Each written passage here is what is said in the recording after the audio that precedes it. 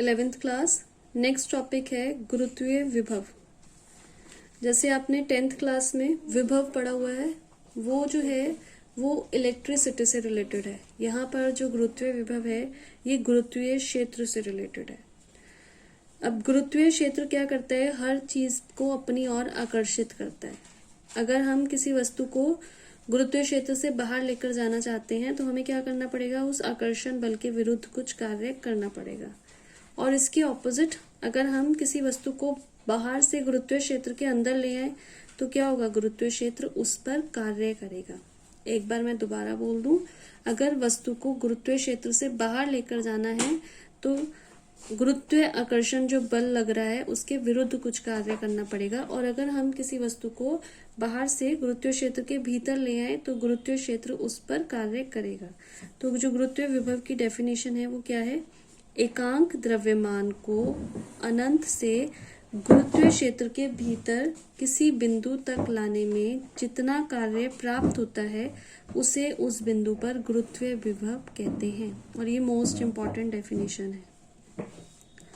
एकांक द्रव्यमान को, जो आपने 10th क्लास में पढ़ी थी, वहां पर एकांक आवेश था, अनंत से गुरुत्वीय क्षेत्र, वहां पर विद्युत क्षेत्र था, के भीतर किसी बिंदु तक लाने में जितना कार्य प्राप्त होता है उसे उस बिंदु पर गुरुत्वीय विभव कहते हैं।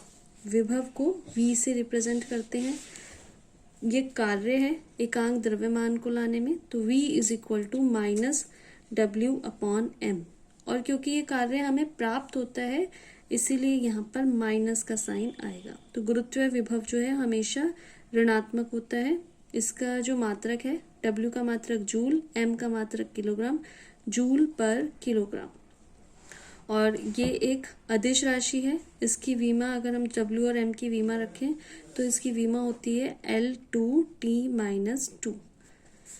इसके बाद आपने W का अगर हम मान रख दें तो V का जो मान आता है वो आता है -Gm/r।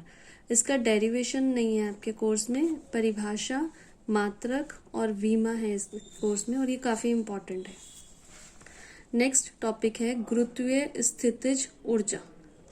गुरुत्वीय स्थितिज ऊर्जा और गुरुत्वीय विभव में ज्यादा डिफरेंस नहीं है। इसकी डेफिनेशन भी वैसी है, किसी वस्तु को अनंत से गुरुत्वीय क्षेत्र के भीतर किसी बिंदु तक जितना कार्य प्राप्त होता है उसे उस बिंदु पर गुरुत्वीय स्थितिज ऊर्जा कहते हैं। यहाँ पर है किसी वस्तु को अनंत से गुरुत्वीय क्षेत्र के भीतर किसी बिंदु तक लाने में जितना कार्य प्राप्त होता है।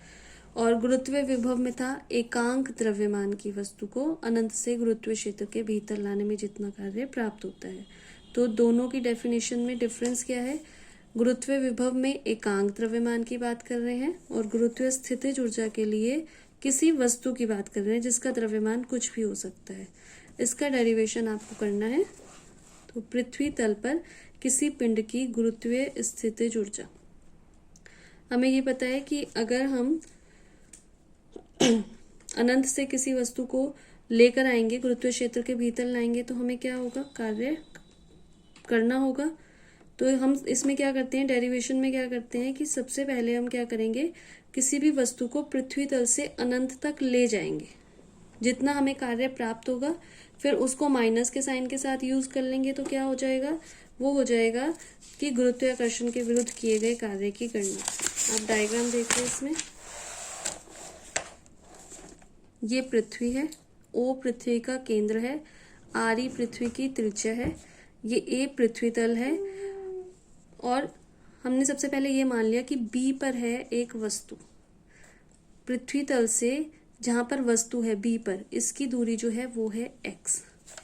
तो जो गुरुत्वाकर्षण बल का जो फॉर्मूला है F is equal to Gmem/x²।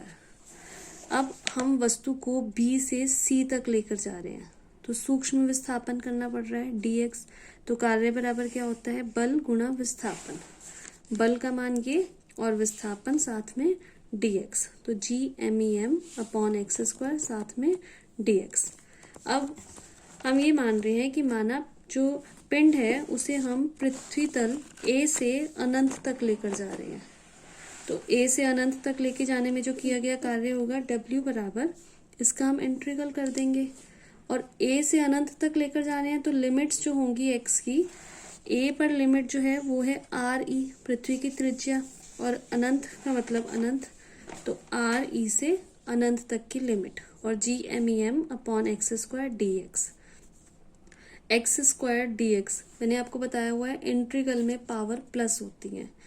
Ji M E M तो बाहर आ जाएगा, एक्स स्क्वायर ऊपर जाएगा, एक्स की पावर -2 बन जाएगा, एक्स की पावर -2 डी एक्स। जब हम इसका इंटीग्रल करेंगे -2 + 1 होता है -1, तो इसीलिए -1 अपॉन एक्स आ जाएगा इंटीग्रल होकर, और लिमिट आर ई से इन्फिनिट। जब हम इन्फिनेटिव रखेंगे यहाँ पर 1 अपॉन इन्फिनिटी तो 0 हो गया, और माइनस जब 1 अपॉन आर ई रखेंगे माइनस माइनस हो जाएगा प्लस, तो G M E M upon R E. पर ये कौन सा कार्य आया? ये आया पृथ्वी तल से अनंत तक का कार्य, और जो स्थितिज ऊर्जा होती है वो किसके बराबर होती है? अनंत से पृथ्वी तल तक, यहाँ तक गुरुत्वीय क्षेत्र के भीतर लाने में जो कार्य होता है।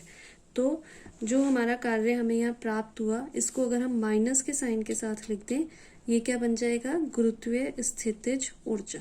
तो U is equal to -GMEM upon R। अब आपका ये चैप्टर जो है खत्म हो गया। क्लास में इसकी जो प्रॉब्लम्स होंगी वो हम डिस्कस करेंगे और इसके न्यूमेरिकल्स करेंगे।